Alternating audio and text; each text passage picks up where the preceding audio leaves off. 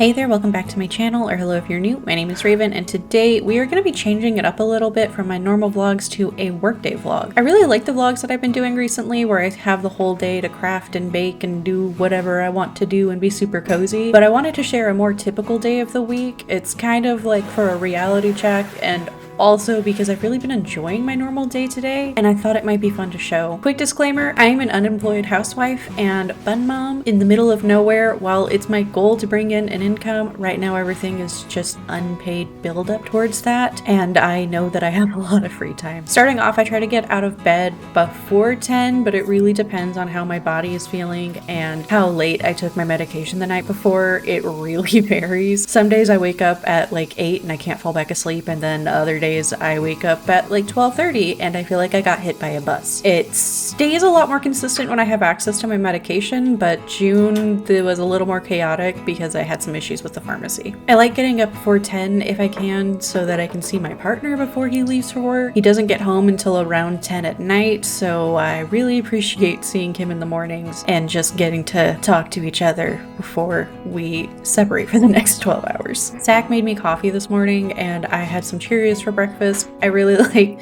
simple, low effort food, and cereal is one of the foods that my brain will just occasionally fixate on, and I will just I want it for every meal, but my husband won't let me do that. He says that I have to have nutrients and things like that, which is fine since he does all the meal prep and I don't have to do anything other than microwave it. I've been crocheting wisteria again to make more garland for my office. So after breakfast I crocheted and I watched YouTube until after Zach left for work. Garland is one of those things that takes forever to make enough of, and since I want it to go around the entire room, I will be crocheting wisteria until the end of time, probably.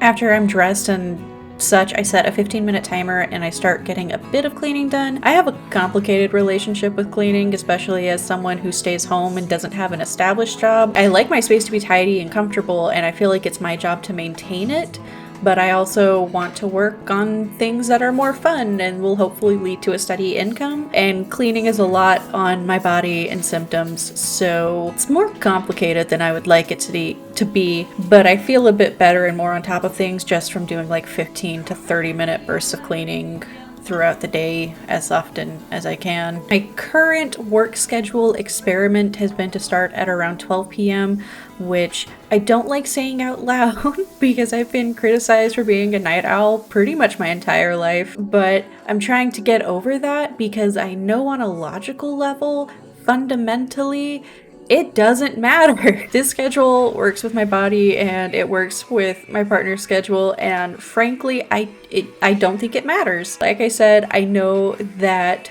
currently everything I'm doing is on a more or less hobby / amateur level, but I'm trying to treat it like a real job and hold myself accountable to it.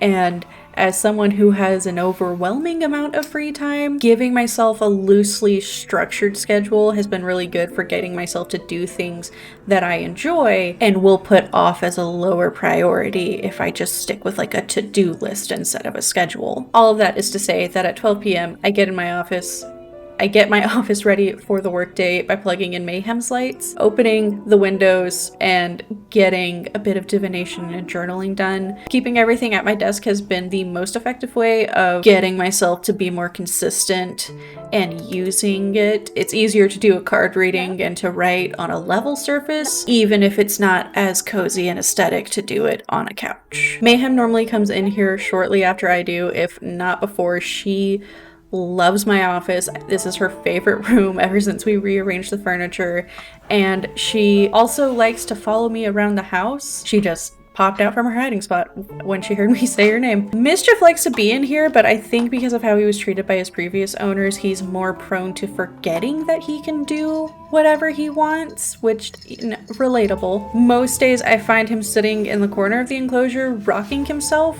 which breaks my heart, and I carry him into the office if he doesn't follow on his own and he doesn't look like he's enjoying himself. It's one thing if he's like laid out super comfy and just enjoying his enclosure. I like that he likes his enclosure, but I don't want him to feel abandoned and stuck because we went into the other room and he can't hear us.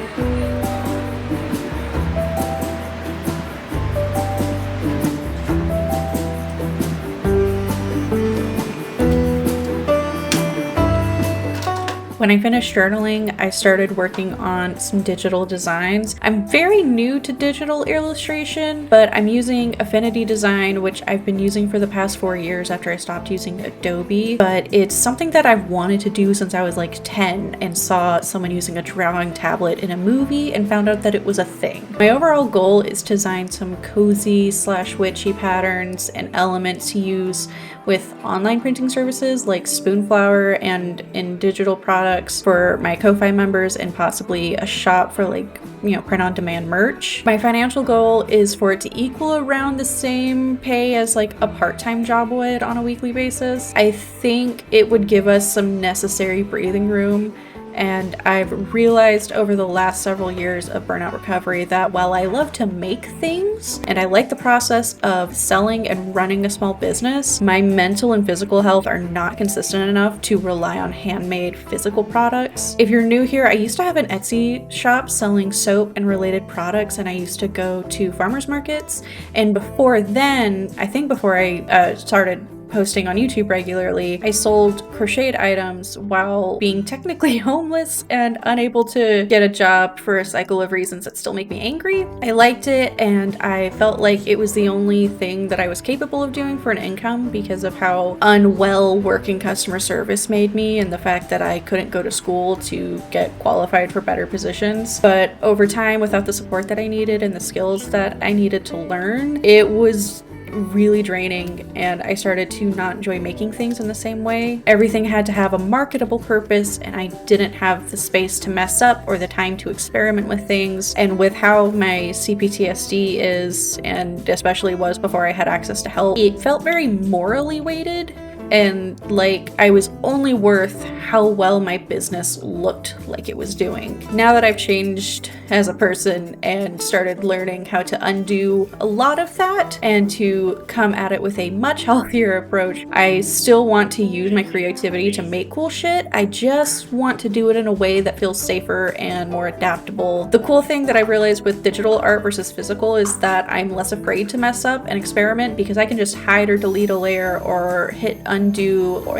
try again. Something even more recent that I've realized is as I've been trying to play around more and improve, I've slowly been going back to the drawing style that I had as a kid before I had this art teacher who made fun of me and kind of discouraged me from drawing anymore. It's been a really healing experience, and I'm trying not to rush it, and I'm really enjoying the process immensely. After I do about an hour of digital art, I keep the block between art and lunch open to work on whatever feels like a priority. The plan was that I would use this time to work on project videos for TikTok, but I had a free trial of Skillshare and was trying to take classes while I could for like the 30 days that I still had it. My favorite class was the one I actually filmed here, and it was a shaping class for Affinity Design, and it was really cool and helped me more with like experimenting, and I really enjoyed it. After lunch, I started working on videos. I've learned over the years that I can't start my workday with editing because one, I get sucked in and will completely ignore other tasks that I wanted to do throughout the day, and two, I get sucked in and use up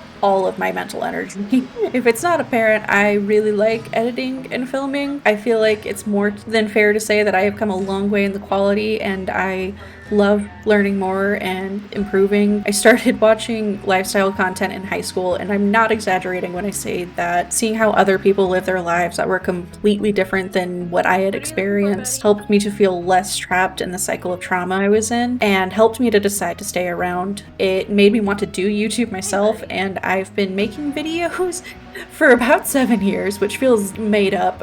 I haven't grown almost at all numerically, but I know that I've been crazy inconsistent throughout the years, and the quality for most of the years wasn't good or enjoyable. Now I'm at a place where I hope I do grow and earn an income, but I'm fine if it's small. I really suck at marketing myself, which is a key aspect of social media. Only time will tell. I just want to keep making videos that make me happy and hopefully make other people feel happy, and I guess to continue watching myself grow up, because it's been pretty cool to have that.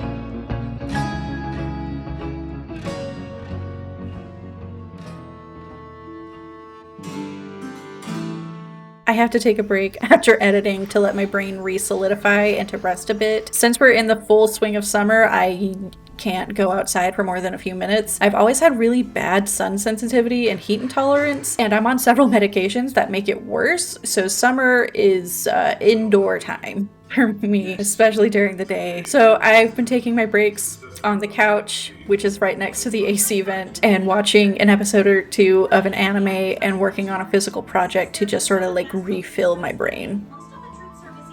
I finished my workday with an hour of writing. I've always been an avid reader, and for pretty much just as long, I've always wanted to be a writer. Whenever I was asked what I wanted to be when I grew up, it was something and a writer. Whatever it changed to as I grew up, it was and a writer. I filled up countless notebooks with unfinished stories since elementary school, and when I reached my 20s, I just stopped writing. I stopped reading. My relationship with words was pretty much non-existent. I had been in survival mode my entire life, but as a young adult, it reached a new level, and I shut down more parts of myself until I hit full burnout. I think I started reading again 2 or 3 years ago now, and it started bringing parts of me back to life, and I was happy to just be a reader again, and pretty much forgot about wanting to be a writer from how long I had been separated from it. But a couple of months ago, I got that itch from a story wanting to take root. I've had a few, very few story ideas over the last few years, and they all just passed on by when I tried to start on them, but this one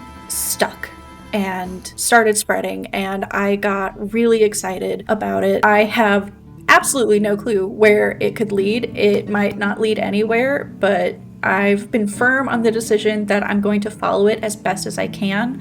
I'm only taking it one step at a time because the idea of trying to get something published or self-publishing is daunting. So right now, the only thing I'm focusing on is getting this first draft done with no promises and sending snippets of it to my friends as I go. I'm giving it my best and enjoying the sensation of creating in just my own little world again. I missed it. I missed it so much. I only write for about an hour a day. Some days that feels like it's way too short, and some days I get stuck on something like 15 minutes in. But I think on average, I get about 800 to 1200 words in. I have no idea how that compares to other writers, but I'm pretty happy with that amount. And I've been trying to celebrate my accomplishments with the process of getting myself stuff, like office stuff, when I hit certain word counts. And at 15,000 word, I finally got myself a keyboard stand instead of using a notebook to hold my keyboard up. I try to get out of my office at 9 so I don't get carried away with writing. Zach normally gets home a little bit later, so in the time between, I've been reading manga or cuddling with the rabbits. And from there, it's mostly just playing video games until we go to the gym, showering, and going to bed. Thank you so much for watching. Leave me a crystal ball emoji in the comments if you stayed until the end, and hit subscribe if you want to see more content in the future. I hope you're having a wonderful day or that tomorrow is better.